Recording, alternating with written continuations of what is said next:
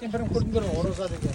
Бір өткенде тіл өскен, сүюден өскен 3 бала, 2 қыз. Сондықтан сол Шәмше біздің Әшім деген әкеміздің ағасы Ақмардан. Сондықтан үшінде Шәмше деген әкеміз мына жатыр. Содан кейін Үзілқан баяғы сөзіміз ауырмасын, осы мамам айтатын еді, Құдай ажарды алған мен ғой деп. Неге десем, Жаңайдың қызы ғой дейді. Әшім ешкім менсінбейді дейді. Соның жаңағы енді ұят болса айтайық, ажаз алып келдім дейді. Ажаз алып келдім, ойш деп айтты дейді. Неге десем, мұрын үлкен деп айтты. Сосын Үзілқан мамам айтады, мен айттым дейді, қайным деп айттым дейді. Сені адам қылатын, осы ауылға ұрпақ беретін, осы адам сені тыңдайтын деп. Соң ажарды алғыздым ғой. Мен қойдым, сен алшы өзің. Әдемі, сондай болды, адамдар менсінген жоқ дейді. Бегосияға мороженое сөйтіп енді Үзілқан өзінің тұмыласын алып, ажардан қиын көрген жоқ. Ажардан 11 бала ұрпақтар алып, 7 қыз, 4 ұл, мына оқумен қанымдыра сондай 7 қыз, 4 ұл.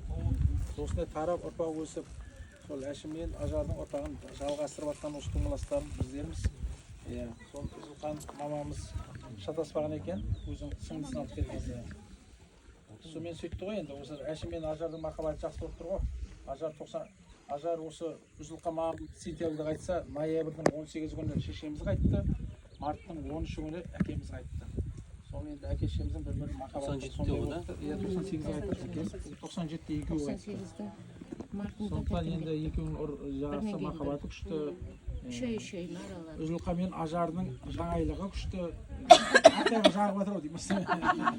Жағып атыр. Екеуі апалы сіңілі болып, апасы кетсе, артына сіңілісі қалмай, ода кетті.